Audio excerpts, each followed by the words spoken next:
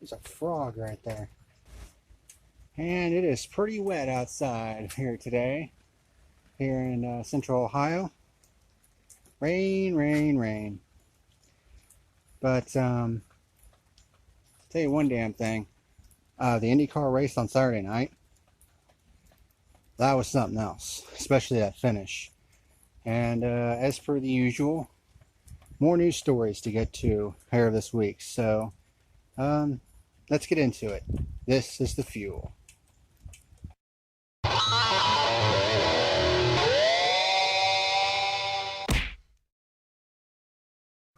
Sissy kitty. Alright, so let's get into the news of the week. Quite a bit of NASCAR news this week. So let's go ahead and get into it. Some changes that NASCAR is making to the 2020 season. They're going to be lowering the Xfinity full-time field, well, the NASCAR field, or the NASCAR Xfinity Series field, from 38 to 36. So next year, only 36 cars can qualify for a race in the Xfinity Series. Not really sure what to make of that, but okay. In addition to that, NASCAR is also lowering the number of races a Cup driver can enter the lower tier series, which I think is a big thumbs up, because the Xfinity Series should be for developmental drivers and not Cup Series drivers looking to stroke their own ego like we've seen in the past. Because like I've said in the past, you don't see Formula 1 dropping down into Formula 2 or anything like that. You don't see IndyCar Series drivers dropping down into the Indy Lights or Formula 3000 or any of that other shit. So why should Cup drivers feel the need to do so? That's just my feeling on it. Okay, 1 second here. Also returning next year are the Xfinity Series Dash for Cash and the Gander Outdoor Truck Series is a Triple Truck Challenge. It looks like next year for the Triple Truck Challenge they're going to be holding them at Richmond, Dover, and at Charlotte.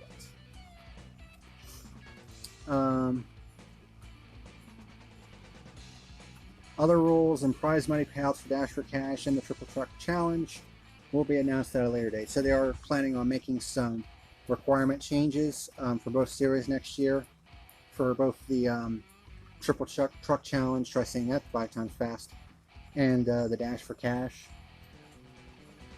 But those will be announced at a later date. In addition to that,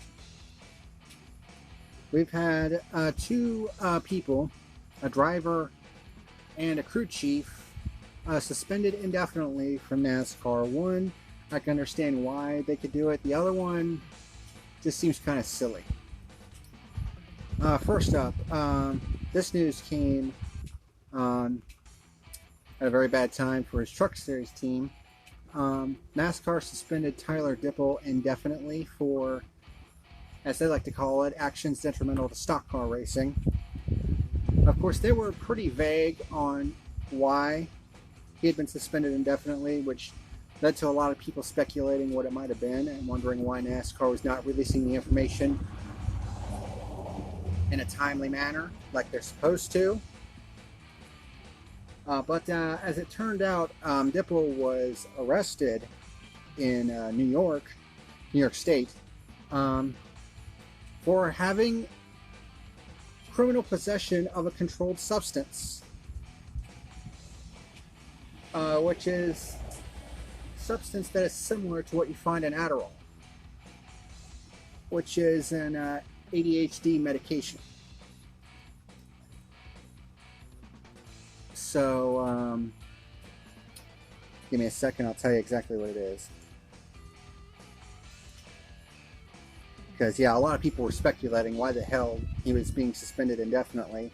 And apparently this wasn't his,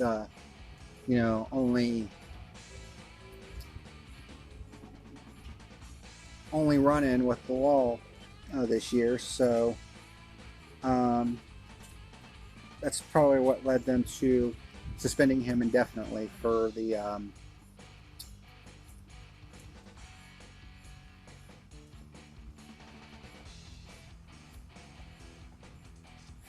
this little thing. Okay, so excuse me. Damn. So, New York State Police charged Truck Series driver Tyler Dipple with criminal possession of a controlled substance, 7th degree, on August 18th in the town of Wallkill, New York. This is a Class A misdemeanor. Troopers say Dipple was traveling in excess of 80 miles an hour when he was pulled over. They say Dipple and his passenger had different stories on where they were coming from and where they were going. Troopers say Dipple gave verbal consent to search the vehicle, and troopers found amphetamine and dextroamphetamine in a pill bottle inside a backpack. They were prescribed to someone else. The two drugs cited by the trooper are what is commonly found in an Adderall. His court date is set for Wednesday at 9 a.m. in Middleton, New York. In a statement, Young Motorsports said, "This is an ongoing investigation. We continue to support Tyler and cooperate with authorities and NASCAR." And NASCAR confirmed this incident was the reason for Dipple's indefinite suspension. And when suspending someone under its code of conduct policy, NASCAR can take into account a driver's history. So apparently, back in March, during the Truck Series visit to Martinsville, Dipple was charged with a misdemeanor of reckless driving, which was eventually guilty of an infraction of improper driving in Virginia during the Martinsville weekend, based according to online court records. So this is not the first time that Dipple's had a run-in with the law, and this time around, he's caught with, illegal possession of a controlled substance. So,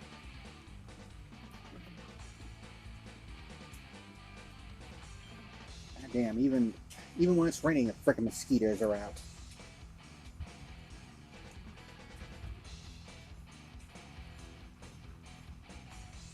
What? Give me a second. So maybe it's not a good idea to be out here even in the frickin' rain. There's mosquitoes out here. What a bunch of baloney. So give me 1 second, and we'll go to a different location. As much as I'd like to stay out here, probably not a good idea. So let's go.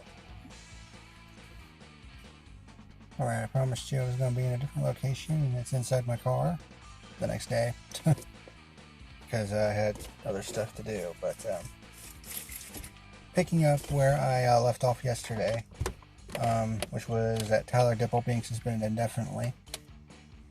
My freaking phone beeps.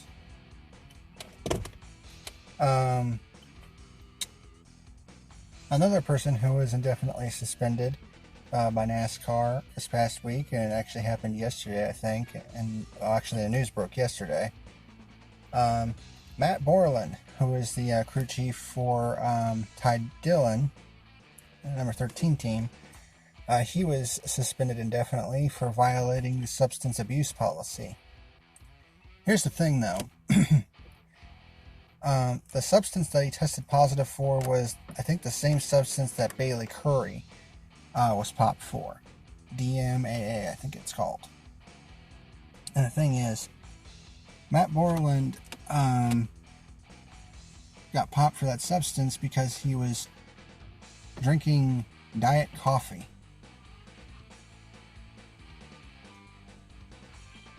So now he has to go through the NASCAR Road to Recovery program in order to be reinstated in NASCAR because he was drinking a diet coffee that apparently had a banned substance.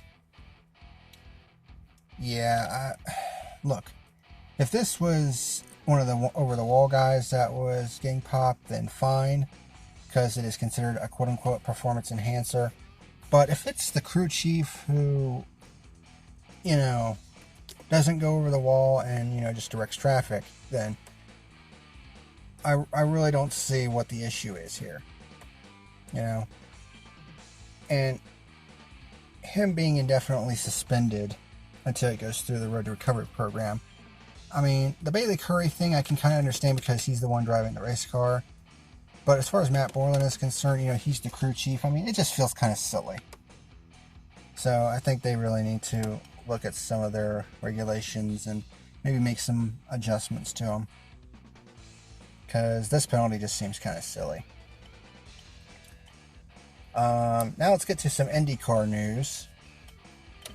On a minor note, IndyCar has decided to dump the LED indicators on the cars for the remainder of the season and for the foreseeable future. If you don't know what I'm talking about, the LED indicators, were on, I guess you could say the roll. Where on the car would it be? Well, they were on the side of the car near where I think the number would be. And basically it denoted a driver's position, if they're using push to pass, and when they were in the pit lane, it would denote, their pit stop time as well. Basically, it was for, people who were watching, on television and who were live at the racetrack. Kind of give you a heads up indication of where everyone is on the track and all that good stuff. Well, apparently, the LED indicators that they had been using weren't really up to par. So they decided to dump them for the rest of the season and for the foreseeable future until they can find one that's more adequate for what they want. But another thing I want to talk about is the Pocono debacle. I didn't really go into much depth the previous episode when I was doing the IndyCar Pocono review, because the video had gone long enough at that point. I mean, by the time we got to the IndyCar race, the video was like an hour and 40 minutes long, and I just wanted to finish it up. But since IndyCar is going to be the only race that I'm reviewing for this episode, might as well go ahead and talk about it a little bit here. So basically what happened was, it was lap number 1, and basically Takuma Sato went 3 wide with Alexander Rossi and Ryan Hunter-Reay, with Rossi in the middle. Basically, Takuma Sato tried to shoot the gap in front of Rossi and Ryan Hunter-Reay, but ended up clipping them both and caused them to basically spin to the inside, hit the inside wall, come back up the track, collected James Hinchcliffe, and Sato's car also ended up clipping Felix Rosenquist, who nearly went up into the catch fence, and Sato ended up upside down. So it's very fortunate that no one was injured and all that, but it basically triggered a debate as to whether or not, the IndyCar series should be at Pocono or not. And honestly, this kind of thing, as well as the shit-tastic repair job that Pocono management did with the catch fence, I mean, it may have been the straw that breaks the camel's back to IndyCar coming back to Pocono next year. Which kind of sucks in a way, because, I mean, attendance for the race has been going up steadily each and every year. So, and plus we're running out of ovals on the schedule. I mean, it's gotten to the point where we need to add some ovals back to the schedule. And I'm going to make a note later on about how Gateway has been, kings of promoting their events, and I'll talk a bit more about that in a little bit. But basically, the feeling in the garage after this wreck happened was, there was a lot of anger directed at Takuma Sato for obvious reasons, and there were quite a few people, including some up in the booth, that felt that maybe he should have been suspended for a race or two, which, honestly, considering how dangerous the wreck was and, what the end result could have been, especially considering what happened to Robert Wickens last year, I mean, I can understand where they're coming from with that. Maybe a 1 race suspension would have been enough. But IndyCar opted to just, issue a fine to if I can speak from it, to Takuma Sato, which I thought was pretty lame on their part. I mean, let's be completely honest here. I mean, IndyCar officialdom this year has been fucking garbage. I mean, some of the calls that they've made this year are just, it's like, what the hell's going on? I mean, they're officiating in recent years had been pretty good, but this year it's just been fucking horrid.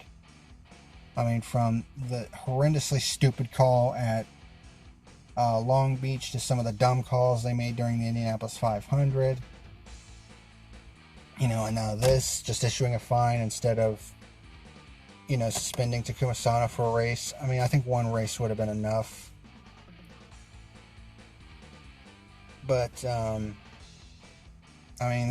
this is a pattern that we've seen the last couple of years at Pocono where, these cars are getting up into the catch fence here at Pocono. And honestly, and David Land made note of this as well, considering that the grandstands are only along the front stretch, one thing that they could do is double the height of the walls. So that way, from about turn 1 all the way around to turn 3, just double the height of the walls. So that way there's less of a chance that these cars will get up and into the catch fence. Because if they get up into the catch fence, then things are like cheese graters. And the last thing we want to see is a race car go full bore right into one of them catch fences. Because, a driver's not going to survive that. And we've seen last year how, Robert Wickens' car struck one of the support beams for the catch fence. And now we're wondering if he's ever going to come back to drive a race car or not. He'll be lucky to even be able to walk normally again, after what happened last year. So there is that to consider. But, this might have been, the straw that breaks the camel's back for Pocono coming back to the IndyCar schedule. And there have been talks that IndyCar is looking to return to Richmond, which would give us a second short track on the IndyCar schedule.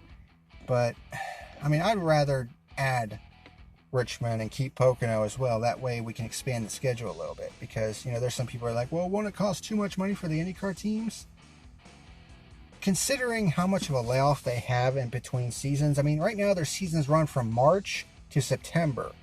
That's only a run of about 6 months, 5-6 months. And then the other 6 months, they're just in limbo. And I would argue the fact that there's not enough races on the IndyCar schedule and that there's too much on the Cup side. So what would I would do for IndyCar? Well, I think IndyCar needs to have at least 20 races, to satisfy all the sponsors and, all that stuff. And have like an equal balance of road courses and ovals. So, I don't know what IndyCar could do, about that, but we definitely need to add a few more ovals. So that's my feelings on, the whole Pocono incident. And then we're going to get to the dumbass of the week. So let's do it. So once again, a lot of contenders for dumbass of the week, here in this episode. You could have said Tyler Dippel. For obvious reasons. IndyCar for not penalizing Takuma Sato properly, in my opinion. But without a shadow of a doubt, the dumbass of the week is Santino Ferrucci. And you're probably asking yourselves, well, why would you give it to him when, he's been, running pretty good this week? And no, I'm not giving it to him because of what happened at the end of the Gateway race. No, basically, in an interview he made this week, or during last week, I believe, he was asked if he had any regrets about what had transpired with him over in Europe last year, and his response to that was, nope. So basically, to that amount, he basically said that he has no regrets, no apologies, and no remorse for what happened last year. And to that I say, fuck him. Fuck this guy every which way to Sunday. And again, you're probably asking yourself, well, why does, why do some people just don't like this guy? Even though it seems like, NBC Sports and IndyCar are trying to push this guy, as the next rising star of IndyCar. Well, let me tell you, okay, it's time for a little bit of backstory here, because This rabbit hole goes very, very deep. So basically, last year, Santino Ferrucci was a driver in Formula 2, and he was driving for Trident Racing. Is it Trident Racing or Trident Motorsports? I don't know. Their primary name is Trident. And he basically started doing some very nefarious things that led to him being ejected from Trident and from Formula 2 altogether. Where do we even begin? Let's go through the rap sheet, shall we? And this kind of gives you an idea as to why some people don't really like this guy and think he's a scumbag. So, to start with, there was one instance during a race where he actually had one glove on. Regulations state that you have to have at least two gloves on. Well, you have to have two gloves on, I should say. And also, he was on his cell phone while driving his car on the racetrack back to the pits, I believe it was. And the thing about that is, I mean, it's illegal for you to be on your cell phone in your passenger car. The penalties have been pretty severe if you do that. And so, how do you think the FIA is going to feel about something like that? And in addition to that,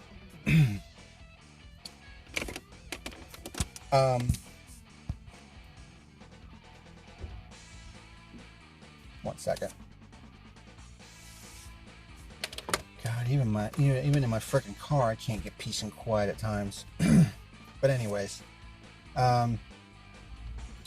so the riding around in his race car on his cell phone, that's a no-no. But it gets even better.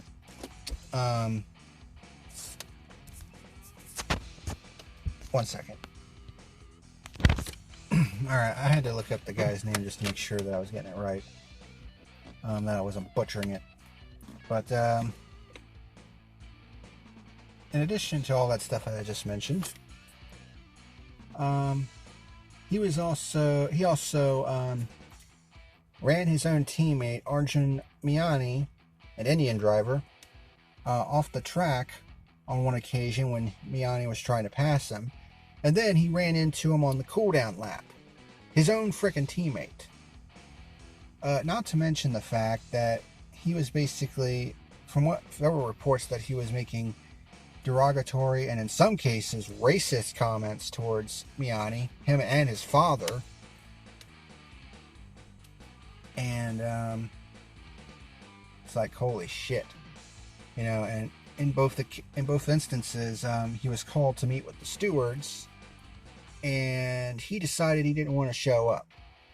So as a result of that, he was suspended for 2 events, and he was also disqualified for one of the sprint races from the event they were at. Eventually, Trident got sick of his antics and ended up booting him from the team.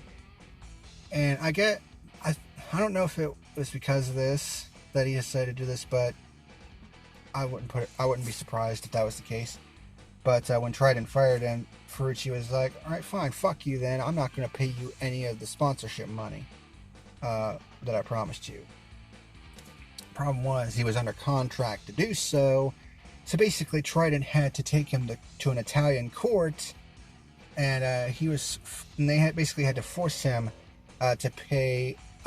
Basically, it was over 500,000 euros, which translates to about $575,000 in money that he owed to Trident for sponsorship. That's a lot of fucking money. So,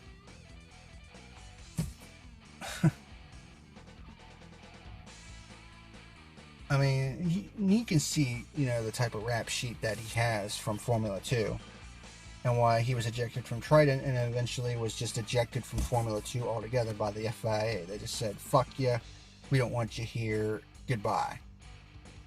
Which is how he has ended up here in IndyCar driving for Dale Coyne Racing. And to his credit, and here's one thing I want to get out of the way, because I know some people are going to misconstrue my feelings about Ferrucci into that, I think he sucks as a driver. And that's not true. Even though he hasn't really set the world ablaze this year, I mean, to his credit, he's 9th in the point standings right now, as I'm speaking right now. He's had back-to-back 4th place finishes at Pocono and then again at Gateway. So pretty impressive runs. 2 tracks that he had never been to, by the way. And on top of all of that, he's completed all but 2 laps in IndyCar competition this year, which means that he's had 0 DNFs. And in some instances, he's showcased some very disciplined driving. Even though in some cases, he definitely tries to emulate Alexander Rossi and tries to pass 7 cars at once, which he's done a couple of times. So for all intents and purposes, he's been relatively clean this year as far as his driving goes. And I'm pretty sure IndyCar, kind of let him know, hey, you better keep yourself on the up and up, or, we're going to blackball you from IndyCar just like Formula 2 did. So I'm pretty sure they pulled him aside and said, you need to clean up your act. I mean, because what happened over in Formula 2, I mean, that was pretty much, the talk of the motorsports world for a while. And, certainly IndyCar got wind of that, and I'm pretty sure they pulled him aside and is like, you better keep yourself on the straight and narrow. But, as far as his driving talent is concerned, I mean, he definitely seems to be, someone who has some talent. I mean, he wouldn't have back-to-back top 5s and be 9th in the point standings otherwise. So, I mean, he's a decent enough driver. That's not the question. What I am questioning, though, is his moral ethics.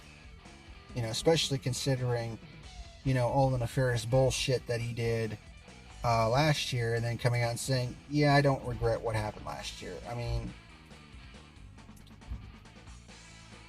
and there are some people that are basically defending this guy, and, of course you got, the people on NBC basically bending down on on their hands and knees and just basically sucking his balls, and it's just like, why?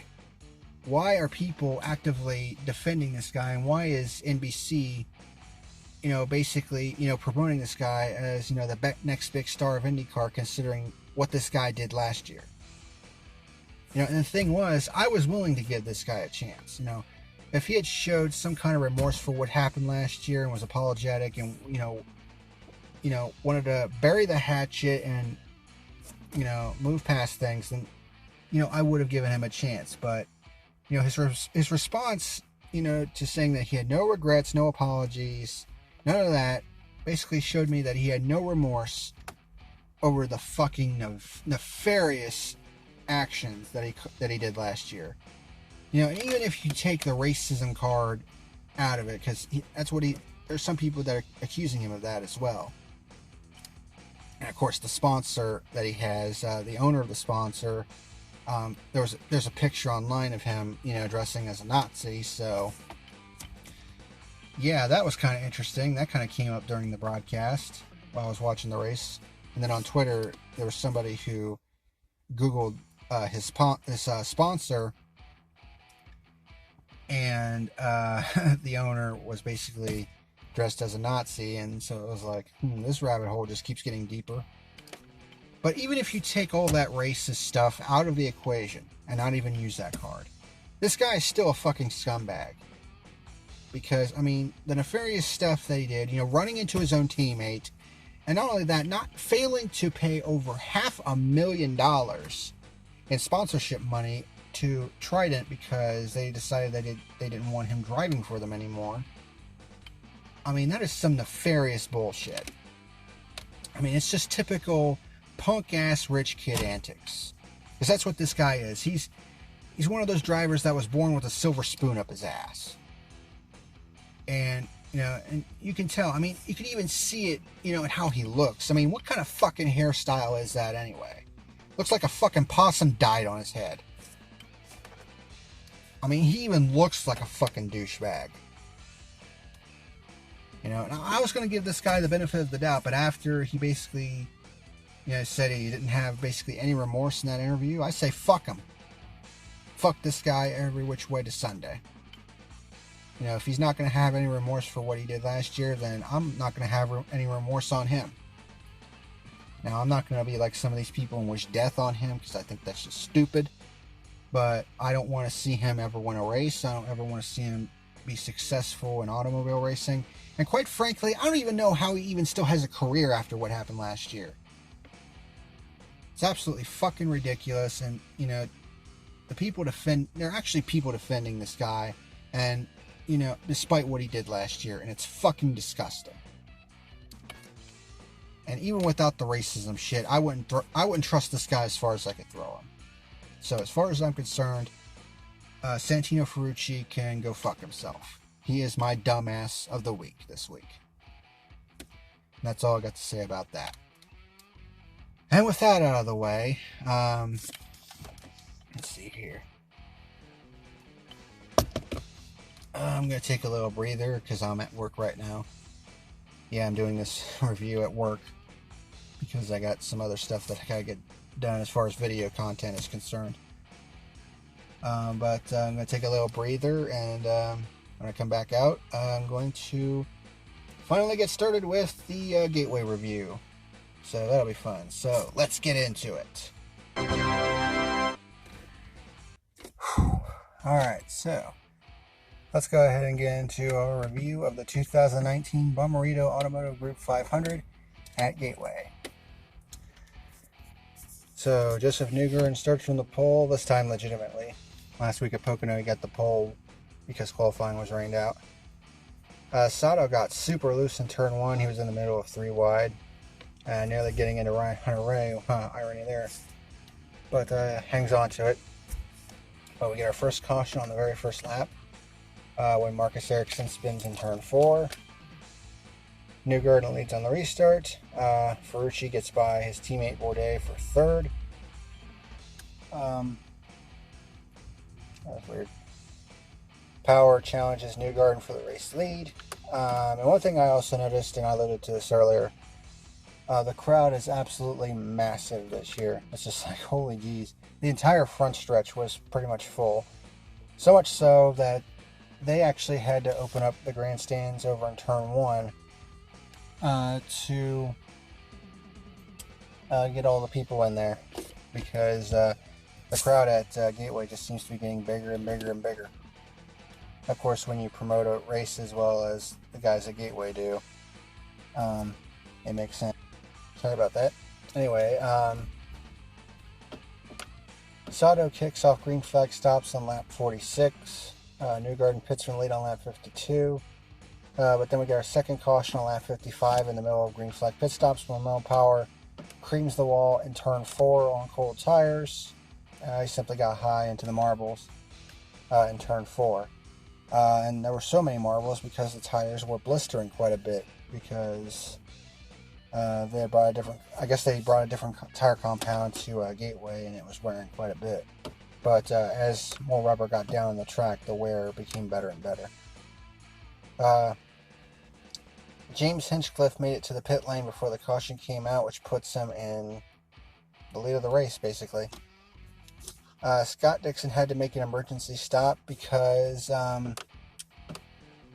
he somehow managed to get a hole in his radiator on the very first lap, which is very hard to do considering where the radiator is located in the engine. So he was basically losing water throughout that entire run, but had to go to the garage for repairs.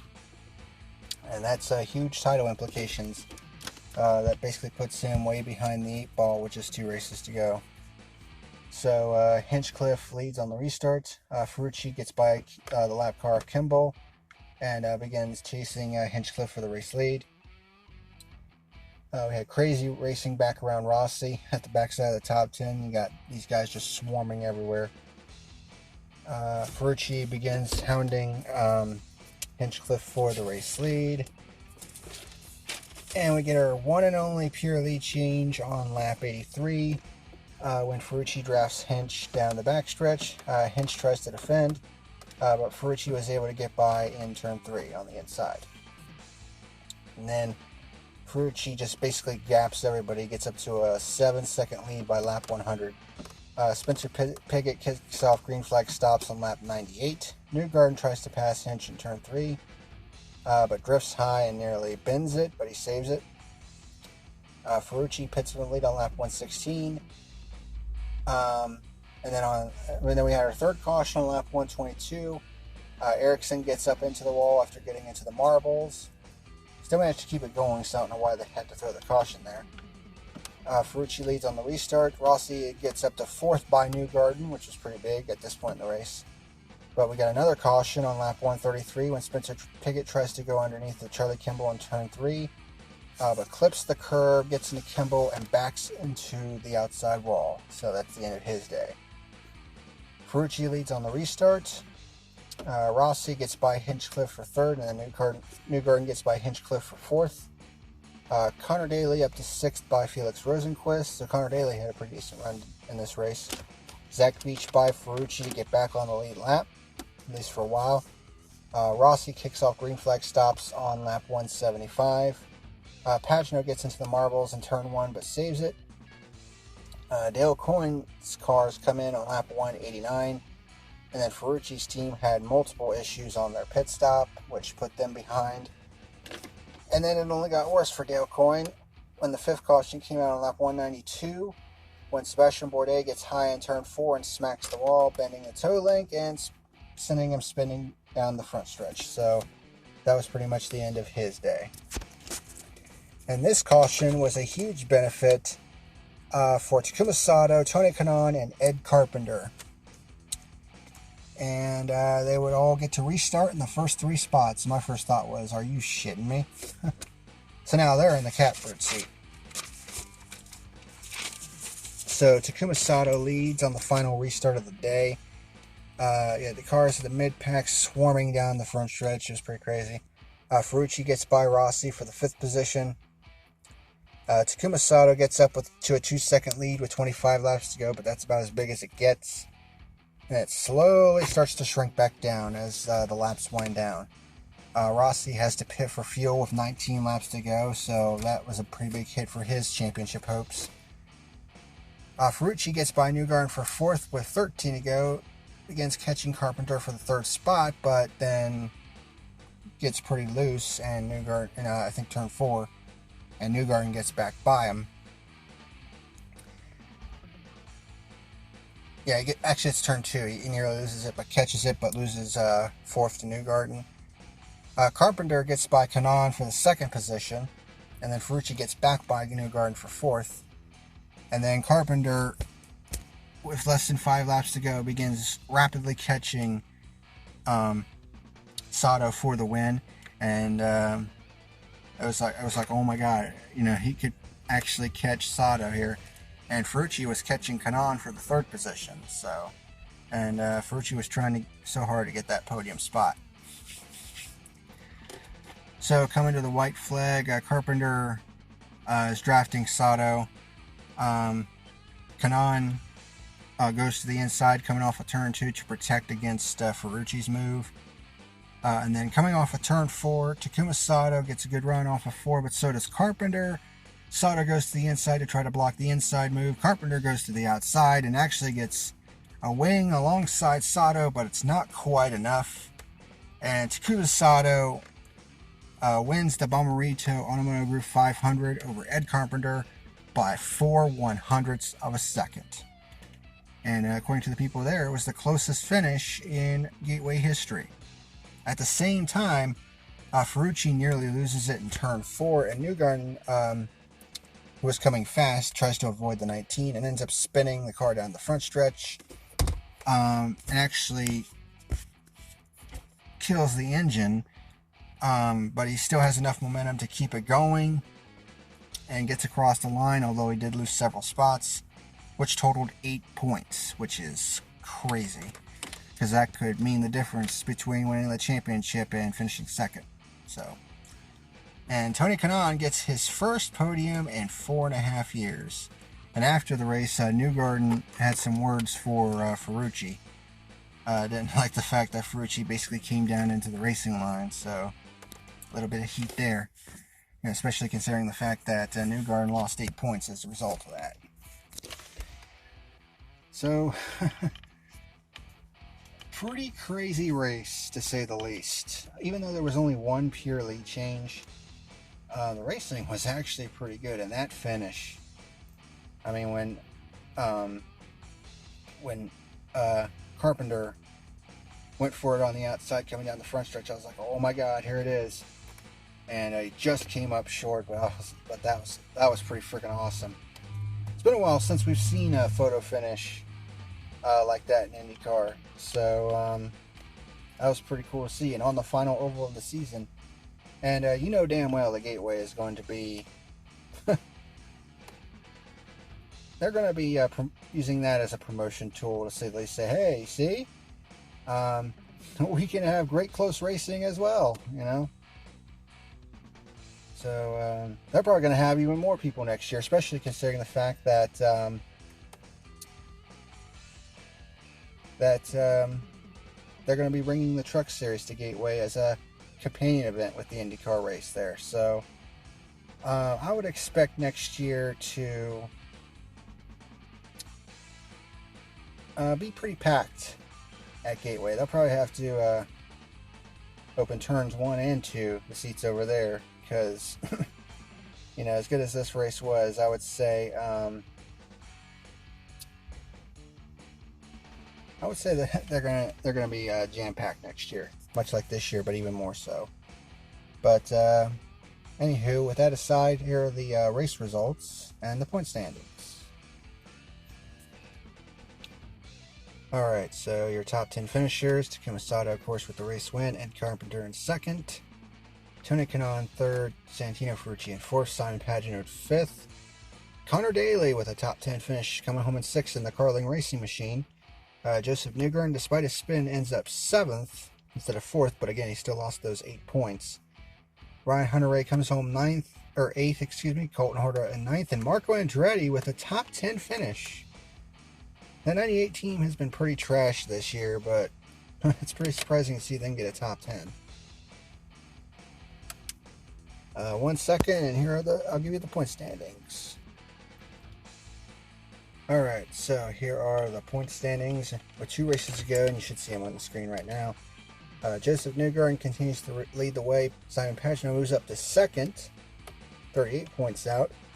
Alexander Rossi drops to third, 46 points out. And Scott Dixon is fourth, 70 points out. At this point in time, those are the only 4 drivers left in the championship hunt. Pretty much everybody from 5th on down, you can pretty much say, is eliminated from the championship, even with Laguna Seca being a double points race. As for my final rating for the Bommarito Automotive 500, I'll give it an 8 out of 10. Just to make things short and simple here. It was a good race. Well, that's pretty much going to do it for this week here on the Fuel. Gotta get back to work. As soon as I get off work, I'll be editing this video. So yay! Thank you very much for watching. And until next time, this is the PackerMan signing out. See ya! Well, that is all for today's video. Thank you very much for watching. Be sure to rate, comment, favorite, like, and subscribe to my channels here on YouTube.com and over on BitChute.com. If you would like to sponsor my channel, go to my channel page at subscribestar.com. Thank you very much for watching, and until next time, this is the PackerMan signing out. Have a good one.